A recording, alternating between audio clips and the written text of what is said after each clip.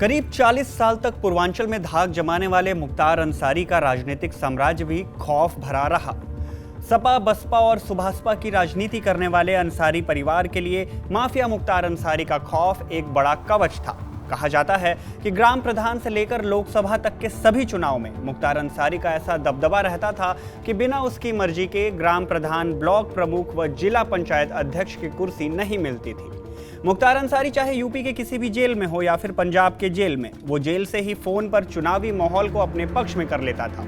लेकिन क्या मुख्तार की मौत के बाद अब गाजीपुर और मऊ की राजनीति में तब्दीली देखी जाएगी? क्या अब भी वही दबदबा दिखाई देगा? इसके साथ क्या है मऊ और गाजीपुर की उस सीट का इतिहास जहां से मुख्तार के भाई अफजाल अंसारी चुनाव में उतरे हैं? सब बताएंगे इस वीडियो में। हेलो एंड वेलकम, मैं हूं शुभम और आप देख रहे हैं स्विच। मऊ के राजनीतिक महत्व की बात करें तो साल 1957 में सबसे पहले हुए लोकसभा चुनाव में यहां घोसी नाम से लोकसभा की एक सीट बनी। विधानसभा की बात करें तो यहां मधुबन, घोसी, मोहम्मदाबाद और मऊ नाम से 4 विधानसभा सीटें हैं। लोकसभा के रिकॉर्ड की बात करें तो यहां 1957 से लेकर 2019 तक हुए कुल 17 लोकसभा चुनाव में कांग्रेस को 4 बार, भारतीय कम्युनिस्ट पार्टी को 5 बार, बसपा को 3 बार, जनता पार्टी, समता पार्टी, बीजेपी और सपा को 1-1 बार जीत मिली। इसके अलावा कांग्रेस से जुड़े रहे कल्पनाथ राय ने साल 1996 में इसी सीट से निर्दलीय उम्मीदवार के तौर पर जीत दर्ज की थी। पिछले चुनाव की बात करें तो बसपा के अतुल राय ने बीजेपी के हरिनारायण राजभर को मात देकर इस सीट को अपने नाम किया था। माफिया मुख्तार अंसारी का दबदबा उत्तर प्रदेश के मऊ जिले में दशकों तक देखा गया। साल 1996 में मुख्तार ने पहली बार बहुजन समाज पार्टी यानी बसपा के एक उम्मीदवार के तौर पर अपना पहला विधानसभा चुनाव जीता। इसके बाद साल 2002 और 2007 में माफिया मुख्तार ने स्वतंत्र रूप से विधानसभा में अपनी उपस्थिति बतौर विधायक दर्ज की। साल 2007 के विधानसभा चुनाव के बाद साल 2009 में जेल में रहते हुए ही मुख्तार अंसारी बसपा में शामिल हुआ और वाराणसी की लोकसभा सीट से चुनाव में खड़ा हुआ। इस चुनाव में मुख्तार के सामने बीजेपी के मुरली मनोहर जोशी थे। बसपा इस सीट को अपने नाम पर पहली बार दर्ज कराना चाहती थी, यानी पहली बार वाराणसी में जीत हासिल करना चाहती थी। कांग्रेस भी इस सीट पर दोबारा से अपनी जीत दर्ज कराना चाहती थी। ये चुनाव बेहद कड़े टक्कर की देखी गई, लेकिन वाराणसी इस दौर तक बीजेपी का गढ़ बन चुकी थी। नतीजन 17,000 के करीब वोट मार्जिन से मुख्तार अंसारी इस सीट पर हार गया। वाराणसी सीट का क्या इतिहास रहा और कैसे कांग्रेस से होते हुए ये सीट बीजेपी और पीएम मोदी की पसंदीदा सीट बन गई, इस बारे में हमने आपको डिटेल वीडियो में पहले भी बताया है। यहाँ आई बटन पर क्लिक करके आप उस वीडियो को देख सकते हैं। वैसे डिस्क्रिप्शन में भी आपको इस वीडियो का लिंक मिल जाएगा।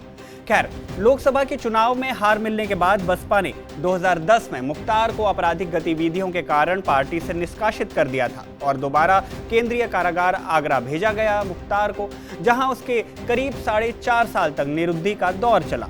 इसी दौरान मुख्तार ने अपने भाइयों के साथ अपनी पार्टी कौमी एकता दल का गठन किया और मऊ से 2012 में इसी पार्टी से जीत हासिल कर चौथी बार विधायक बना।